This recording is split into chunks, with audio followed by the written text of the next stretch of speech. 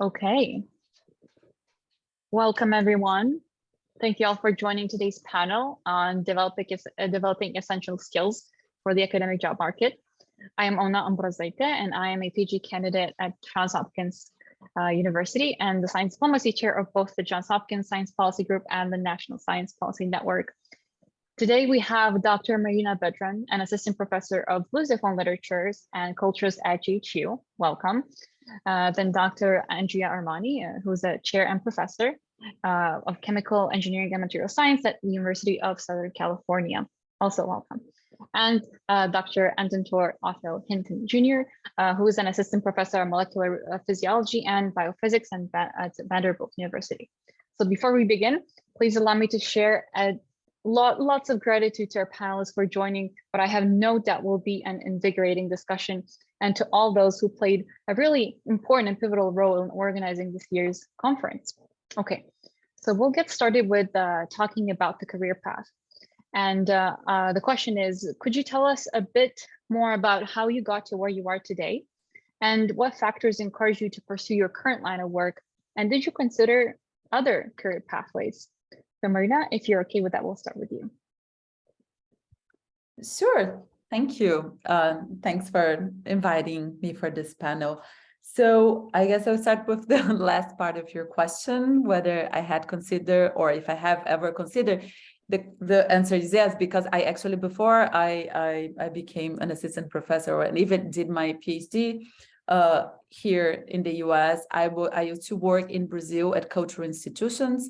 So I did work for a museum where I was like involved in building a collection of contemporary photography. I did some work on publishing. And then from there, in parallel to this work, I also did like a master, and then decided to come to the US to do a PhD that was sort of like combining my previous training. So I was trained I trained in anthropology when I was in college, and then did a master's in comparative literature.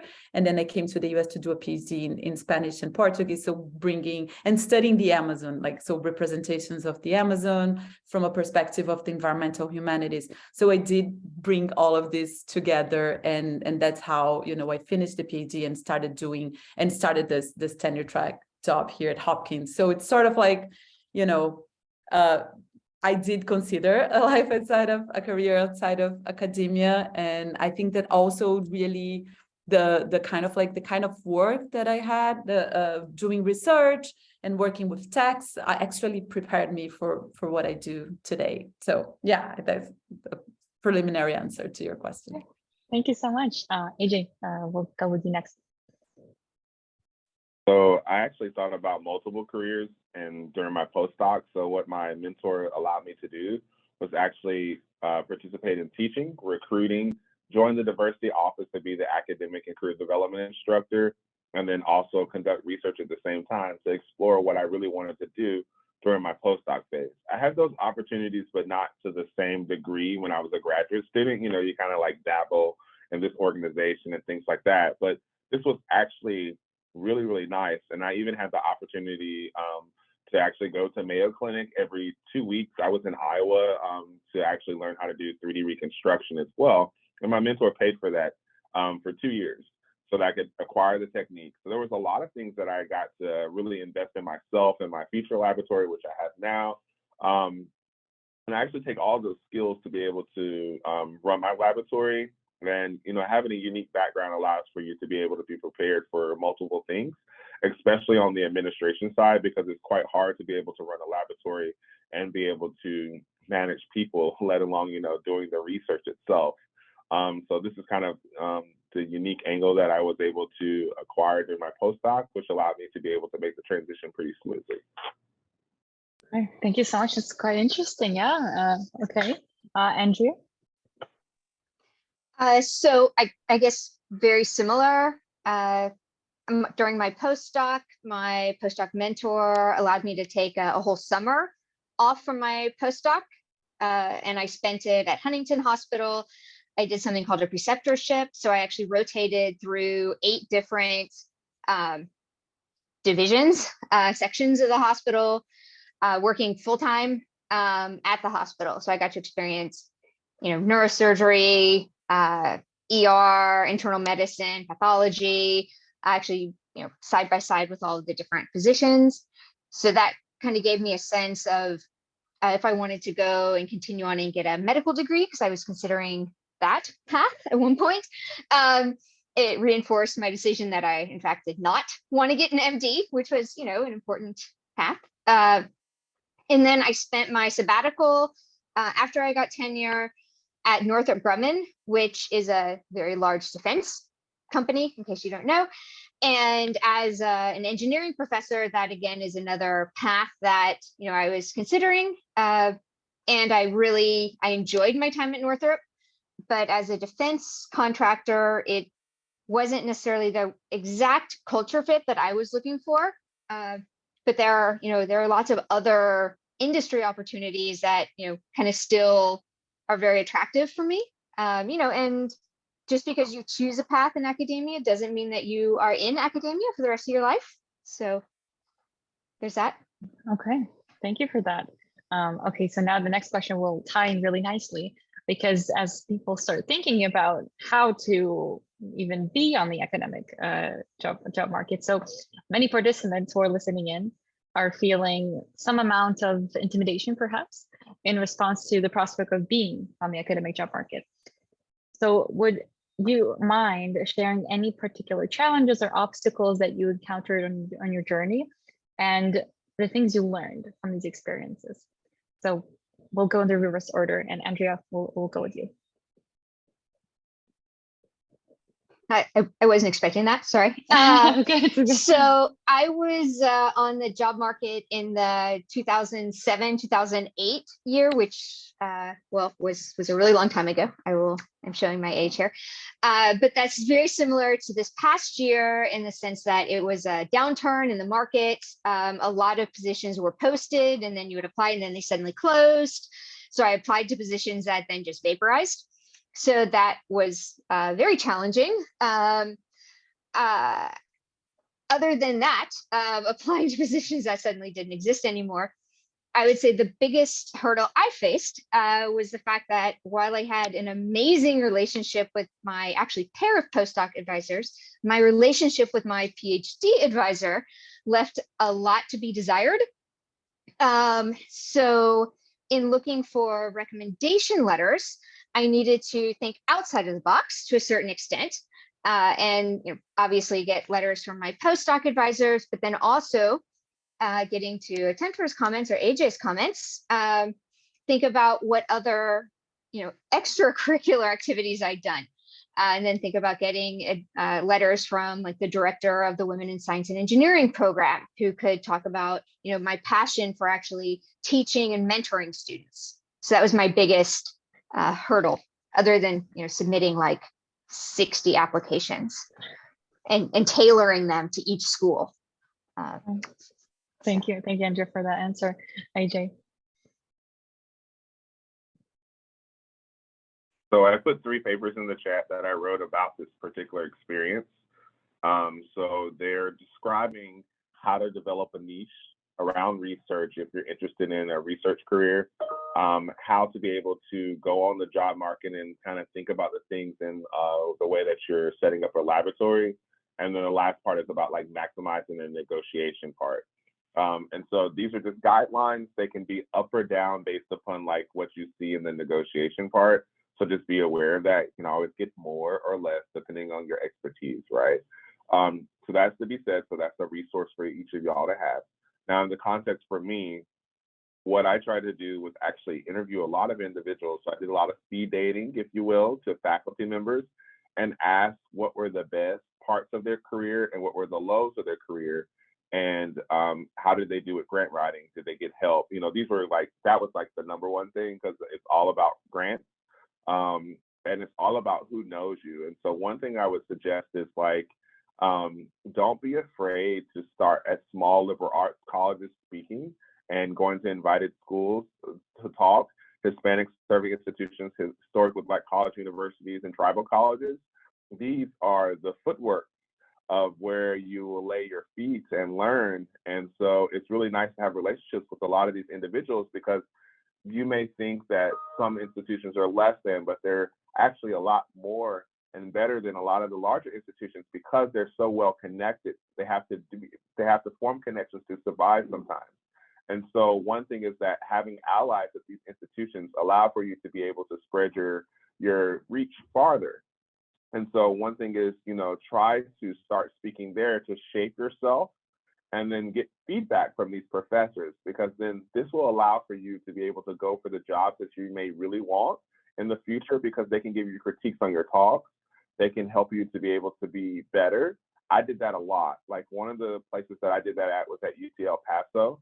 And it was really nice because I got to practice my research that was cutting edge, because I was in a great postdoc laboratory. But at the same time, they also shaped me for the job market. And I did that also at my undergraduate institution at Winston-Salem State and other institutions like this. And so this allowed me to be able to be sharp for when the time mattered. And then I got multiple offers because of that, because I was prepared.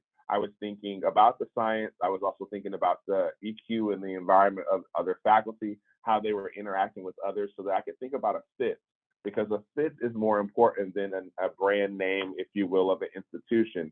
Because if you do not have the fit of the institution and the support from the institution, you won't thrive, no matter how talented you are, because you'll be on an island all by yourself.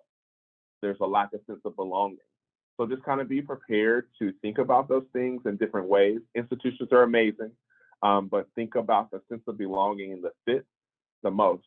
And then think about the mentors that will be around you to help shape you to be prepared for your faculty career, if this is a place that you're choosing. If not, there are plenty of books out there and also career development offices to be able to help you, assist you in guiding you in alternative career choices. And the reason I say alternative career choices is not that's a bad thing, just to throw that out there, because a faculty position could be an alternative career choice if you're going for like an MSL job, for example.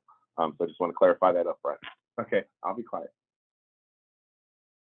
Okay, thank you so much for that. I was writing notes as you were speaking about all these tips.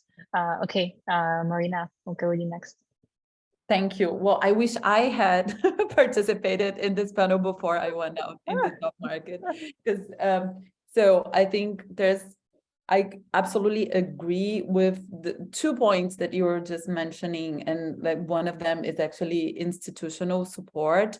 And I will say, and the other one is mentorship. I think those two are definitely really important. And so I think just to add, because both our speakers here really helped us a lot, but I think to add something was like, for me as an international scholar, I think the kind of like navigating cultural differences was like perhaps the most challenging, because I didn't know. I had some experience with Brazilian academia and even with the industry before, but like just like when you come to a different context, things really change. So actually being aware of the codes of like and the rules of the environment you're in is very important. So I did my PhD at Princeton. They had us call that kind of like an office for international students and scholars that was very helpful. So they would hold meetings similar to these ones, and they were very helpful to understand this. Also, the writing seminars would help you like revise materials, workshop your ideas, work on your application materials. All of these I actually started doing very late in the process, and I wish I had started earlier. So every time I'm actually mentoring here international students, I tell them like from the beginning, just go and search for mentorship and institutional support. And my biggest challenge on top of this is like one that in this, I think sort of like opposite to what happened to Andrea, who had to like apply for 60 positions. My field is very tiny, so there were very few positions, and 3 to be more specific. So actually when you're applying to a lot of things, it can be really nerve-wracking, but when there are not many options, it is also difficult, because there's a lot at stake with each one of them.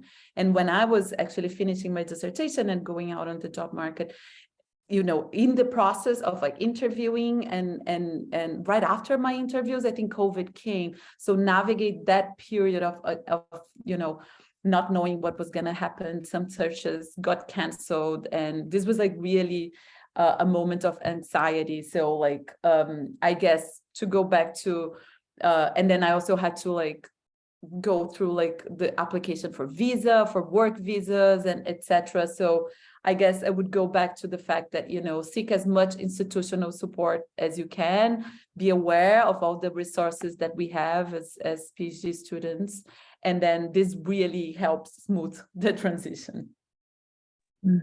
Thank you, Marina, for that answer. Okay, now I would like to transition, talking about more about your day-to-day routine. So could you tell us a bit more about it? How do you utilize your doctoral training on an average day, week, or month? What skills do you see as most relevant or transferable? And based on your current role, what essential skills would you recommend that graduate students and postdocs develop in order to be successful on the academic job market? And I know we touched upon it a little bit, but if you could expand on it, that'd be great. And AJ, we'll start with you. One thing I would suggest is actually mentor training. I think that mentoring is something that is not appreciated enough in science, and having mentor training will really help future faculty to develop as holistic individuals and not only think about the data, but also think about the individual that they're training. I also would suggest taking a business course, or either being in contact with someone that's business minded and been in administration to be able to understand how to balance budgets, how to be able to understand like when a new year's coming for the fiscal year, if you can load a little bit more on this grant and then offset it the next year, like all these different scenarios, like, you know, because you may have this deal for a piece of equipment. So I've done something like that, for an example. And so you have to be able to be flexible, and you also have to understand how to not only balance your budget, but also be able to balance attitudes and, you know, people working together. And so I also think it would be really important to take a course for yourself on how to motivate and how to team build. So I would suggest reading a lot of books that are around EQ, emotional intelligence, so that you're able to really understand how individuals think, how they are bringing themselves to a conversation, and how you're bringing yourself to a conversation. And I'm pretty sure there'll be other things that are said, so I'll stop here. Okay, that's great. Thanks, AJ. Andrea, what about you? So I'm obviously a little bit older. So I've served as a vice dean, which is like an associate dean in the School of Engineering. And I would agree that, you know, the idea of mentoring students is really important, because that's kind of like a stepping stone to managing. So when you mentor, you're thinking about how do you nurture somebody's career growth. And so it's really important when you start managing a large research group to acknowledge that you can't treat everybody equally. And this is obviously kind of a controversial statement, right? Because everybody wants to be treated equally, but at the same time, you shouldn't treat everybody equally, because everybody goes through different phases in their life while they're in grad school. And so you really need to adapt your mentoring style and your management style to everybody's individual needs. So there's this really big kind of tug of war that happens between wanting to treat everybody the same way and be equal with everybody, but at the same time, wanting to tailor your approach to, you know, to take AJ's, like inspiring to every individual student or postdoc or employee to get the best work out of them and to make sure that they grow into the best individual that they can be. And so in order to do that, in order to develop that kind of inspirational skill set, you really need to understand how to negotiate, because inspiration is really negotiating. You need to understand how to manage and how to develop the right research group and research group structure, right? Do you want to have a large research group, small research group? How do you get your research group to become a cohesive team, right? And maybe you aren't actually a member of that team, right? Maybe you just kind of oversee the team. And that's really hard as a faculty member to realize that maybe your team doesn't need you as much as you'd like to be a member of that team. Like I would really like to go to happy hour and be invited to go to, you know, paintball with my group, but they kind of need their own time to bond without me. But it's cool.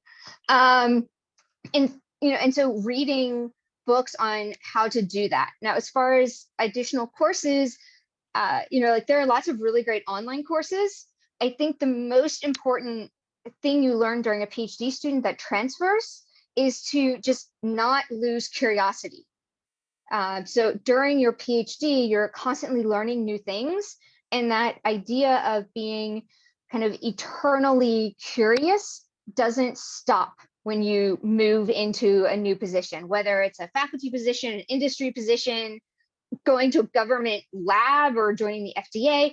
But that idea that you need to constantly be learning and constantly finding new sources of information, and that you can learn from everybody around you, whether it's, my friend's 8-year-old son to the president of the university, that idea that you need to take and absorb information, that is probably one of the most important things I learned. That's great advice. I completely agree with that. Being a sponge for knowledge. I like that. Okay, Marina, the next. Thank you. Just maybe to then, speak to complement a little bit this last point. One of the things that I think is part of the research when, especially, of course, when you do a PhD in the humanities, like, the ability to do research, do and share research, I think was like, really important, and actually continues on your daily life, whether this is for teaching or for your own publications, and even to think about, like all kinds of service that you do to the university or the profession, peer review or committees that you participate. And, one of the things that also, like, we had a PhD student who just graduated, and she got like a government job. And one of the things she said, she was like, they really need people who know how to do research and translate that research and interpret data and use that research. So you can do several things with this kind of training.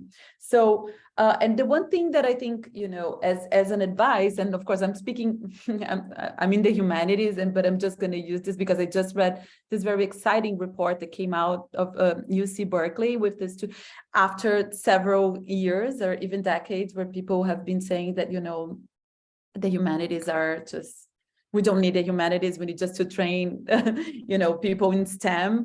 Even Obama said something of the sort a few years ago. And then what actually this report at UC Berkeley showed was that actually students taking interdisciplinary courses, or even students graduating in different fields who had been exposed to kind of like humanities courses in which like critical thinking was really the basis, that they actually went on to have amazing careers and combined. So for instance, people working with environmental policies who were also trained in the humanities really got leadership positions and were in positions to develop interesting products, relationships, and really grow in their career. So I think that, critical thinking is something that you do learn in a PhD, and you will take with you wherever you go, and will just like kind of like really transform you both as a professional and as a person. So that would be my 2 cents.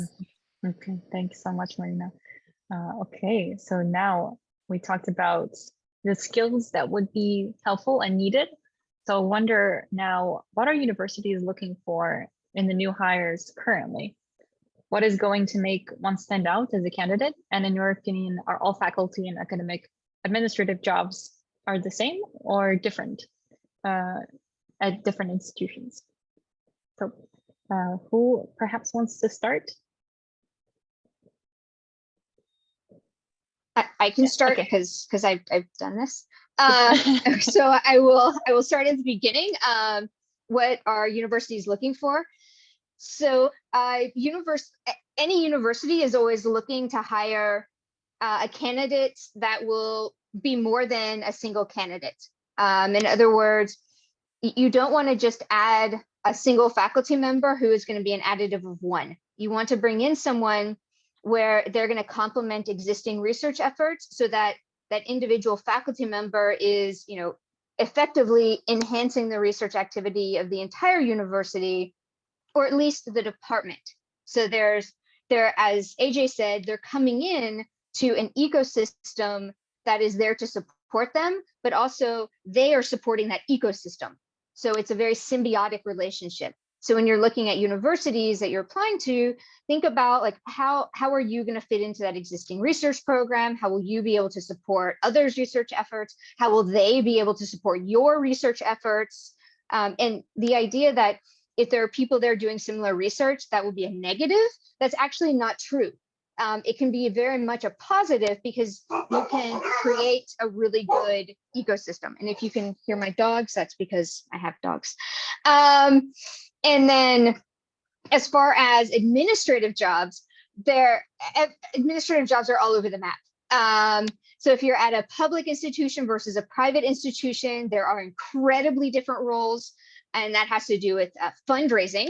So at private institutions, fundraising is very important because you need to fundraise in order to do anything. At public institutions, obviously fundraising is still important. There are still endowed chairs, endowed facilities, but you also at a public institution have kind of two streams of funding. So you can get federal grants and state funding. So it's the fundraising part of it from donors or from companies in terms of gifts isn't as critical. So there's that aspect. And then in terms of administrative roles, there's, being department chair, being dean, provost, president, but then also things like core user facilities. So I'm still the director of the core nanofab facility and the core packaging lab facility at USC. And that's a very different role than being a vice dean. So core user facility, it's more a service job, making sure that everybody's research is successful. So in many ways, it's like a very nice, happy job because I'm making everybody happy.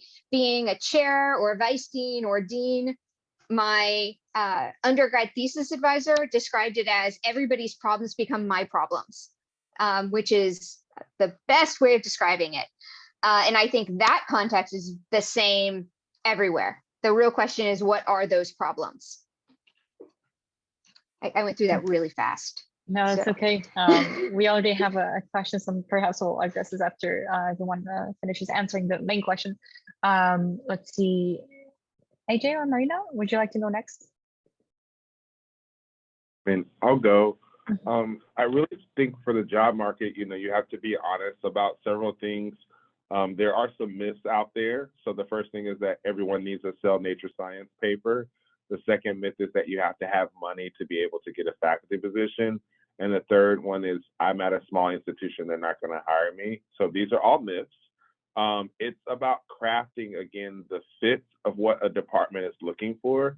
And you may have a lot of interesting techniques that a lot of individuals don't have that could actually be able to be something a chair could build around and help to recruit other individuals.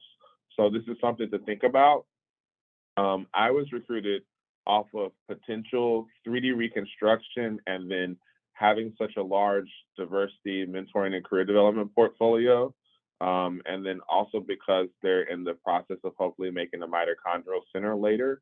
And so this is something I could play a role in that, and I fit into strategic collaborative things across departments as far as like how my research fits. So these are the reasons that they recruited me.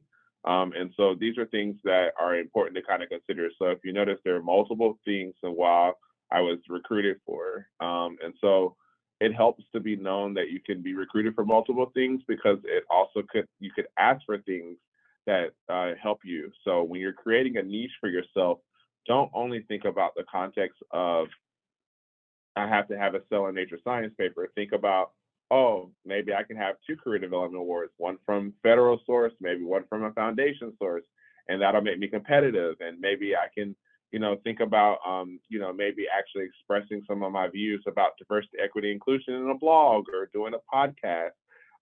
Think about unique ways to make yourself competitive because each little thing that you do really does matter. And then I do want to tell you that everything in science is about networking. And you never know where an opportunity is going to present itself. And so these are things to consider and be aware of. So every time that you're meeting someone, even on this call, try to figure out how to, to network with them so that you can be able to be up on different things that are at an individual's institution that you previously didn't know. And I must say, you need to know humanities, you need to know the arts.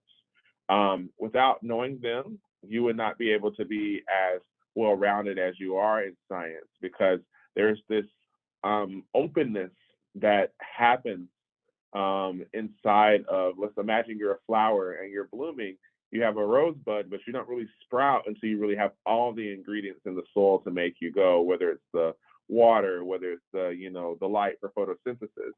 And just think about, STEAM as the real acronym: science, technology, engineering, arts, and mathematics.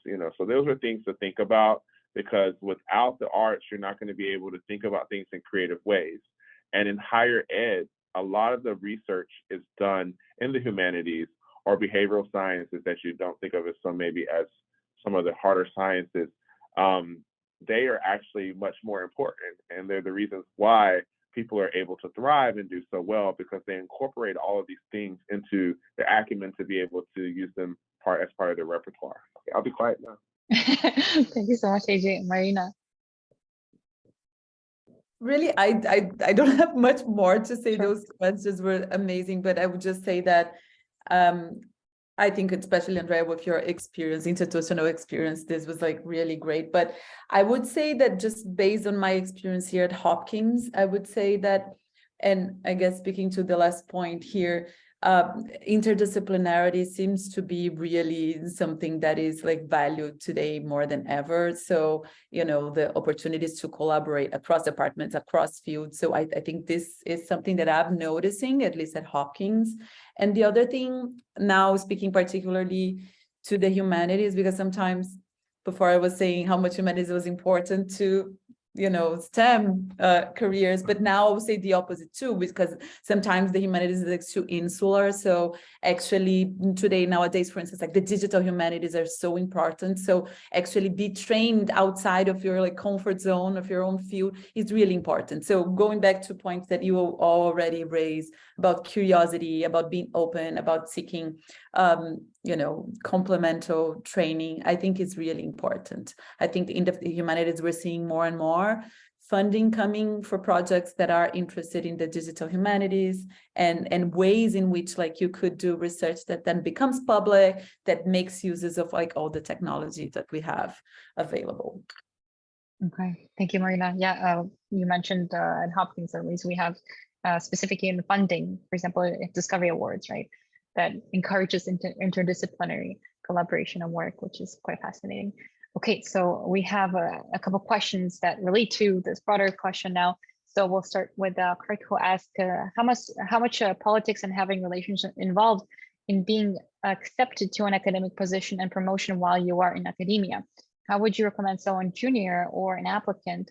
How can one manage this dynamic? And any of you are welcome to approach this question.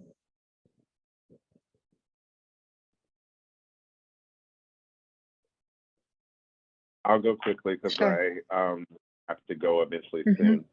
So, like I've been trying to say without saying it, networking is extremely important. One thing I will say without saying too much is that every person that you meet, you will remember and you will meet again. So watch what you say, watch how you think, and watch how you interpret things, because your actions can lead to something today, but tomorrow not be there, and vice versa, where you are learning and then people are watching and then they say, oh, there's this opportunity. And then one thing I also want you to keep in mind, as we're all thinking and learning together, never think that you've arrived even when you have gotten a position. Never think that you're better than someone. Always keep your head down and continue to sharpen your skill set. These are things that will be very valuable as you network, because these will be characteristics that individuals are looking for collaborations, for collegiality, and then also for new positions in the future. And my last point to you all is that, yes, just plainly speaking, it matters. There's always going to be politics in the department. So when you arrive, keep your head down, be quiet and be observant, learn and listen, and don't do too much. And then as you learn the landscape, then do a little, and then, then do a little bit more, slowly but surely.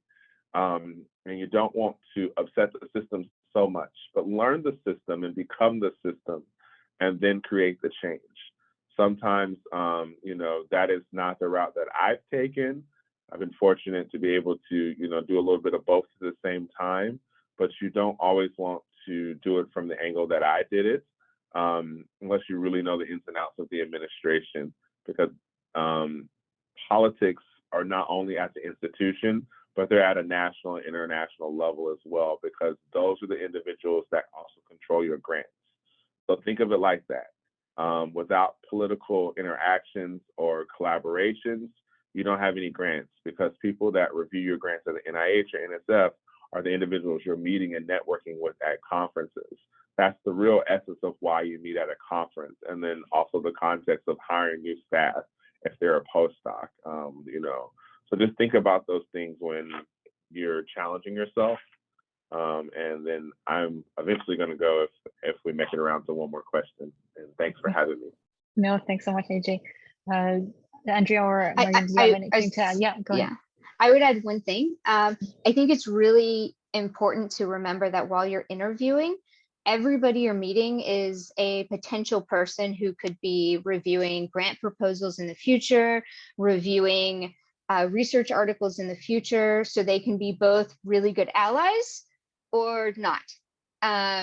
So you probably the most positive growth in my professional network was while I was interviewing for faculty positions, because I was no longer just networking within my specific field and within my specific school. My network just exploded. It really grew really fast and really far. And that was invaluable.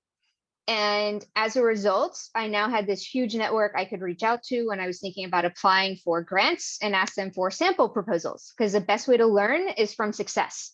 Instead of failing and failing and failing, I reached out, got example proposals, funded proposals, and then I could see like what the style and what the format was supposed to be. So don't think about interviewing and failing an interview as being a waste of time. It's really an invaluable 2 days where you're meeting one-on-one with a lot of different faculty members. So just to kind of reiterate what AJ said, and also the word politics is very appropriate because all funding in the US comes from, or at least the majority of funding comes from the federal government. So it's not just politics between academics.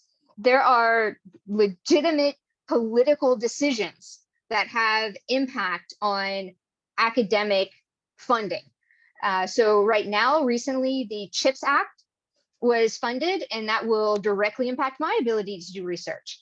On the other hand, the infrastructure bill was passed, but hasn't really been funded in the way everybody thought it was going to be. And that has also impacted my ability to do research. So when I was a postdoc, I never thought I would be so up to date on specific like line items in the congressional budget, but I know them. I am really up to date on them. So it's amazing. So it's not just politics within academia. It is like more global politics. Mm-hmm. Perhaps this is something along the lines of things you have to learn on the job, right? The federal budget line items. Great. Marina, do you have anything to add? Yeah, just that everything is political. We learned very early, and then this is a great example. And I just complimenting to the fact that like interviewing and is something that teaches you a lot. I also, coming out of the round of interviews, when you're going out there, is not only a way to know people, but it's also a way to get feedback on your work. So for people interviewing, just think about this as actually an opportunity to be treated as a peer and to actually get amazing feedback on your work. I remember like finishing my first campus visit, I just felt that, wow, this was worth, just because, you know, like you get other people, peers looking at your work, and you do really grow a lot as a scholar when you're exposed to this. And then, you know, networks do become also possibilities to collaborate. Thank you so much. And you know, IAG had to run, so thank you, IAG, for. I know you're you're gone already, but thank you for being part of this. Okay, so I know we have a few more minutes, so we'll just finish with Emily's question here. Emily asked, for faculty jobs, there are 300 to 400 applications for a single position. How do you make it to the final list, and what elements will help you rise? / what elements do committees use to cut the list down? So Andrea, we'll start with you. So this is a really tough question. And it very much varies by department, by hiring year, by existing faculty. So, you know, an amazing candidate for one school would be completely not suited for another school. And I say this on Twitter all the time. Even if it looks like your research area may not be suitable for a given department, you should apply anyway, and you shouldn't limit yourself to the department where you got your degree in. So my degrees were all in physics, and I'm now a professor of chemical engineering and material science. So, you know, I was able to apply to like 60 positions because at USC, I applied to the physics department, the electrical engineering department, and the chemical engineering and material science department. So 3 different departments. Departments don't talk to each other all the time. So you can't assume that your application is going to get rerouted. So as far as how do you get to the highest position, tailor your application to that school. Don't say, I'm going to do nanotech. This is my field. I'm going to do nanotechnology and make diagnostics and study why cancer evolves, like, period. You know, say, I'm going to do nanotechnology, study diagnostics, look at how cancer evolves. USC has the Keck School of Medicine. There are a lot of researchers there who are experts in colon cancer and pancreatic cancer. My diagnostic research will help their research. Additionally, in the chemical engineering department, there are people developing new types of drugs. My diagnostics can further their research. And here are some names, like make it specific. And then in your teaching statement, say, yeah, you know, even though I'm a physicist and I know nothing about chemical engineering, I fully admit that. I know thermodynamics, like chemical engineers have to take thermodynamics, so I can teach that. Like I got one class. You know, so like answer the question that is always going to be like the hiccup, right? Like, this person doesn't have a degree in our department. Like, what are they going to teach? Even if they're an amazing researcher, like, what are they going to teach? So just answer that question, like call out a course number. I'm going to teach, I can teach Chemi 205. Like, I got that. So just be really specific. Okay, that's great advice. Everyone should write that down. Okay, and one last thing on that. Yeah. Do not be the person that shows up in interviews with me and says, oh, does USC have a med school? Don't be that person, because you go from the top to like, why did we bring you in? Like, yeah, don't be that person. Yeah. Good point. Thank you. And Marina, we'll finish with you. Okay. Yeah. Well, I mean, these are amazing, I think, advices. One thing that, you know, I've also served in a couple of search committees so far. And, you know, you get a lot of applications, and some applications like that, you know, though you should definitely apply to as many, you know, opportunities as you have. There's also like a way in which people get a lot of applications. So try, I think like a basic recommendation would be just follow the prompt, you know, like, if a cover letter is 2 pages, don't go over 2 pages. Don't write a terribly long research statement, because people just get tired of just reading applications. And so I think, you know, learn how to be succinct and have everything, like, you know, just answer the questions before they are asked, but be succinct, and then keep to like a manageable amount of pages, because you have to learn how to talk about your research and everything without getting people who will be reviewing. The question was like 300-400 applications. So you have to like actually make yourself known in a few words or a couple of pages. So that would be my advice. Don't go over what's asked. Yeah, I would say one last piece of advice, like with anything you're writing, keep your audience in mind, right? Like you aren't writing this for your thesis, your PhD advisor or your postdoc advisor. You're writing it for a department, which is very broad. So you can't start off going really, really detailed. You need to kind of set the stage for the broader field so that everybody in the department will understand. Because if you don't do that, then you're going to lose the people reading it on like line 3. And then if they don't understand why it's important, and then they're out. And to get to the 300, 400 pages, pictures are your friend. Make pictures, because it really will help keep the attention of the people reading. I'm not saying that faculty are, 4-year-olds, but when you're like reading a lot, like having a good, compelling picture that really kind of hammers home text can be amazing, especially when trying to convey what the mission of your future research program is. Having like a succinct picture, and if you get the faculty position, that picture can form the foundation of a lot of grants after that. So it's worthwhile to put in that effort. Okay, thank you so much, really, for all of your insights today. And I'm sure all the participants will think back to the aspects of your stories and experiences as they navigate career journeys of their own. So thank you again to our wonderful panelists. Thank you to our attendees for joining, and I hope to see you very soon. Thank you for having us. Absolutely. Thank you. Bye, take care.